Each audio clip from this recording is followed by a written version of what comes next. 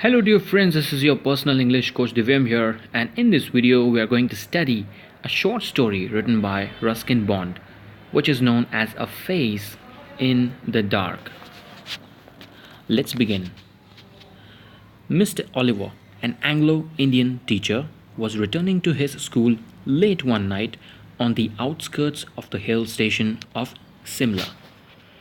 Now, this is the Kindle version of my chapter, and if I highlight the word, it will give me the word meaning. Anglo-Indian. The meaning of Anglo is a white English-speaking American as distinct from Hispanic American. Mr. Oliver was one of that kind. He was returning from school and it was late in the night. And outskirts, the meaning of outskirts is the outer parts of a town or a city. So you can imagine how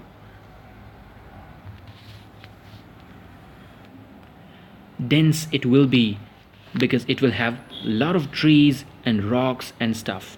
And it's already written that it's a hill station. From before Kipling's time. Who is Kipling? Kipling is none other than Rudyard Kipling, who was born on 1865 to 1936. He was a novelist, short story writer, and poet born in India. Full name was Joseph Rudyard Kipling. And there are a couple of great poems that he has written.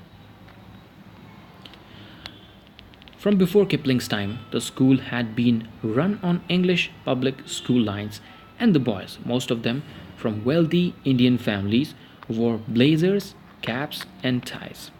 So from this sentence, we can understand that it was a high-class school in which wealthy people used to admit their children. And it's also evident from the outfits they had: blazers, caps, and ties. You must be knowing the meaning of blazer, I suppose. It's a lightweight jacket, typically solid color, often worn as a part of uniform by members of club, sports team, or school. I'm very sure that in your school events, the principal and the vice principal and teachers must be asking you to put on your blazers so that you look good. Life magazine, in a feature on India, had once called it the Eden of East. So there was a magazine in his time. In whose time? In Mr. Oliver's time, which claimed the school to be the Eton of East. What is Eton?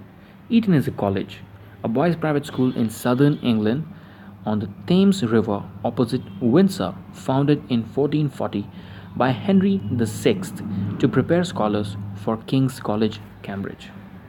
So, we can understand that whichever school the writer is referring to was a very famous and a well-known school. Mr. Oliver had been teaching in the school for several years. So Mr. Oliver is a very experienced Anglo-Indian teacher who was coming back from school, and it was already late. It was dark at night and it is outskirts on the hills. So we can imagine how crowded with trees it will be. The Simla Bazaar, with its cinemas and restaurants, was about 3 miles from the school, and Mr. Oliver, a bachelor, usually strolled into the town in the evening, returning after dark when he would take a shortcut through the pine forest. So, you know the meaning of bachelor already? You yourself are a bachelor. Bachelor is a man who is not and has never been married. Strolled. What is the meaning of strolled? Strolling is nothing but walk in a leisurely way, like you do not have any worry or tension when you walk in a joyful manner. Just wondering about anything is called strolling. So, the sentence says that Simla Bazaar was 3 miles from the school. So it shows the distance between the school and the actual bazaar and the way on which Mr. Oliver was walking through. So this was his habit. He used to walk around in the town in the evening, and he would take a shortcut through the pine forest. This was his usual routine. When there was a strong wind, the pine trees made sad, ire sounds that kept most people to the main road. What is the meaning of ire? It's nothing but strange and frightening. It is an adjective. So we can say an ire green glow in the sky. So it is a strange and frightening glow in the sky. When there was a strong wind, whenever wind blew over the forest, the pine trees would make a frightening sound that would keep most people afraid, and so they would stay on the main road. But Mr. Oliver was not a nervous or imaginative man. He carried a torch, and its gleam, the batteries were running down, moved fitfully down the narrow forest path. What it means here is Mr. Oliver was a strong person. He would not start imagining ghosts and all. He would not be nervous if in case he stumbled upon something very strange. And for a safety reason, he carried a torch.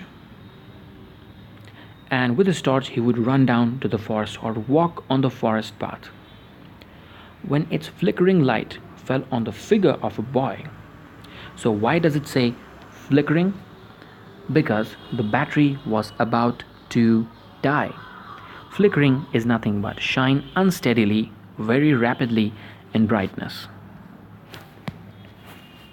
So, you can imagine Mr. Oliver walking down a very dense forest covered with pine trees with his torch on, and the torchlight is flickering.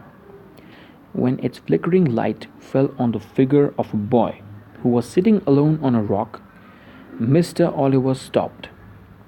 Boys were not supposed to be out after dark.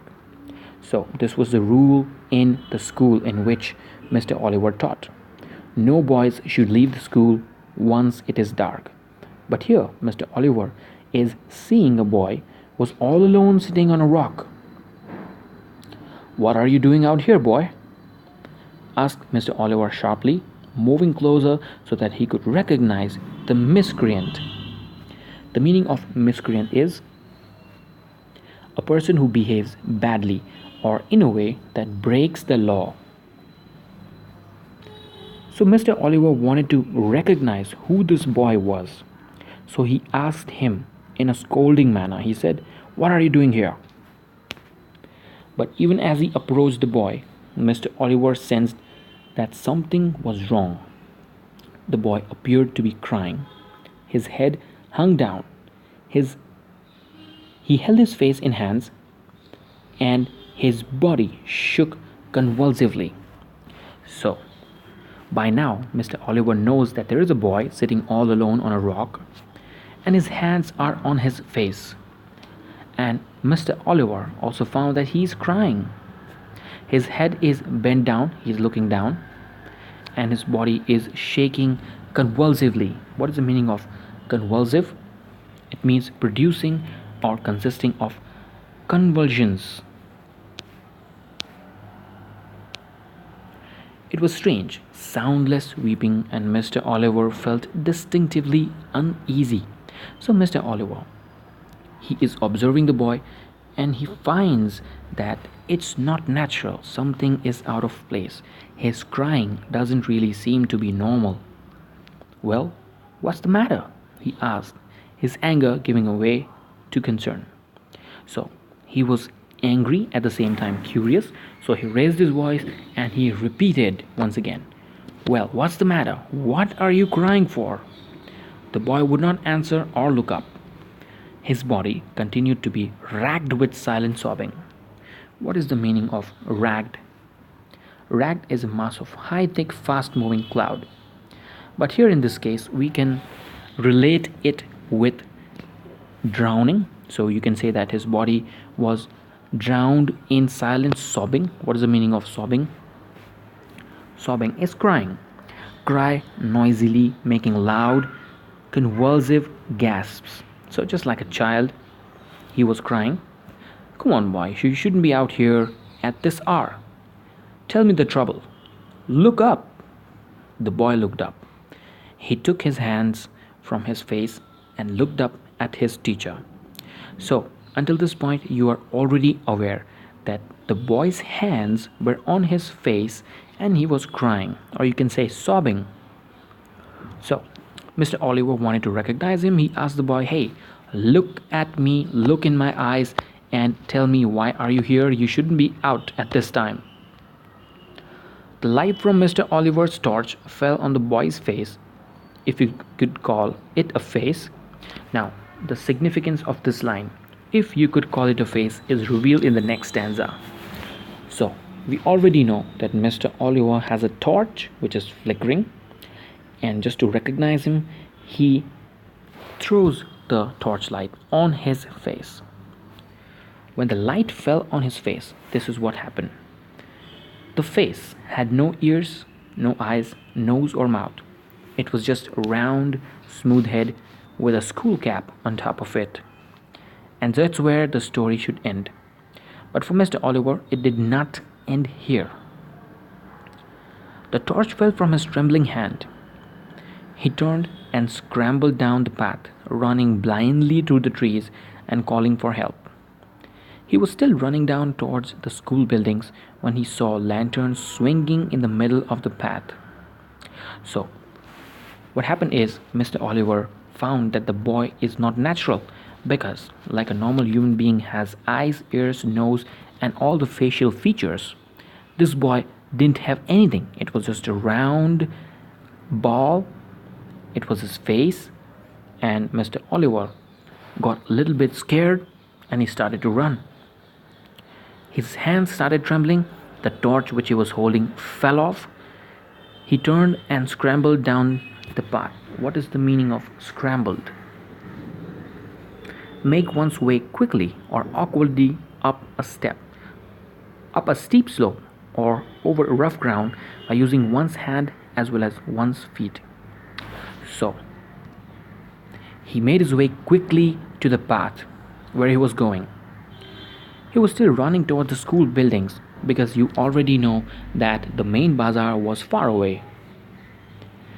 But on the way, he saw a lantern in the middle of the path. What is a lantern? It is a lamp with transparent case protecting the flame, or electric bulb, typically having a handle by which it can be carried or hung. Mr. Oliver stumbled upon to the watchman, gasping for breath. What's the meaning of gasping?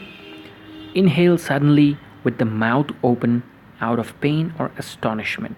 So we already know that Mr. Oliver was shocked because of what he had seen on the way. So he was gasping for breath. And we know that he saw a lantern while he was running back to the school. And it turns out that it was a watchman. Watchman says, "What is it, Sahib? Has there been an accident? Why are you running?" Mr. Oliver says, "I saw something horrible. A boy weeping in the forest. And he had no face." "No face, Sahib? No eyes, nose, mouth, nothing. Do you mean it was like this, Sahib?" asked the watchman, and raised the lamp to his own face. The watchman had no eyes, no ears, no features at all, not even an eyebrow. And that's when the wind blew out the lamp.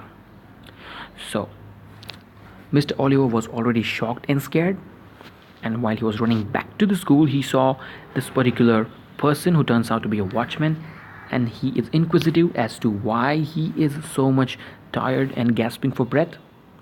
And when Mr. Oliver narrates that he saw a boy without facial features, it looked like a ghost, and he was already trembling, the watchman showed his own face, and he didn't even have an eyebrow. And the wind blows, and the lamp is